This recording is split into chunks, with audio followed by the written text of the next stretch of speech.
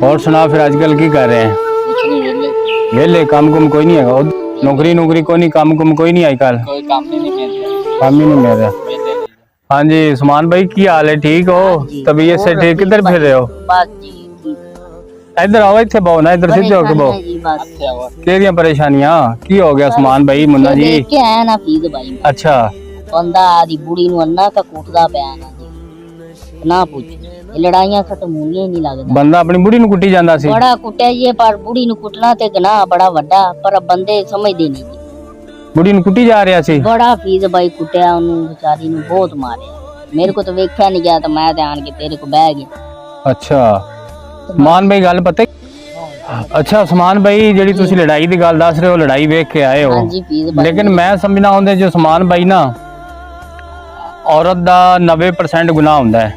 ਉਤੋਂ ਹਾਲਾਤ ਹਰ ਬੰਦਾ ਹੁਣ ਡਿਪਰੈਸ਼ਨ ਦਾ ਸ਼ਿਕਾਰ ਹੈ, ਕੰਮ ਹੈ ਨਹੀਂ, ਬੱਚਿਆਂ ਦੇ ਖਰਚੇ, ਘਰ ਦੀਆਂ ਮਹਿੰਗਾਈਆਂ, ਸਾਰਾ ਕੁਝ। ਕਿਉਂ ਬਾਬਾ ਜੀ? ਬਹੁਤ ਮਹਿੰਗਾਈ ਹੋ ਗਈ, ਉਤੋਂ ਕੰਮ ਹੈ ਕੋਈ ਨਹੀਂ, ਹਰ ਬੰਦਾ ਪਰੇਸ਼ਾਨ ਹੈ। ਬੁੜੀਆਂ ਉਤੋਂ ਮੰਗਦੀਆਂ ਨੂੰ ਖਰਚੇ, ਸੂਟ ਜੁੱਤੀਆਂ, ਸਾਰੀਆਂ ਸ਼ਈਆਂ ਅਜਾਸ਼ੀਆਂ ਦੀਆਂ ਖੁਆਇਸ਼ਾਂ ਕਰਦੀਆਂ ਨੂੰ। ਹੁਣ ਬੰਦਾ ਕਿੱਥੋਂ ਪੂਰੀਆਂ ਕਰੇ? बुढ़िया फिर जदों भी औरत मार खांदी अपनी जुबान की वजह तो मार खांदी है। ये गल मेरी ज़हन च रखना, औरत जदों भी मार खांदी अपनी जुबान की वजह तो खांदी है, अपने जज्बात की वजह तो बदतमीजी करती है।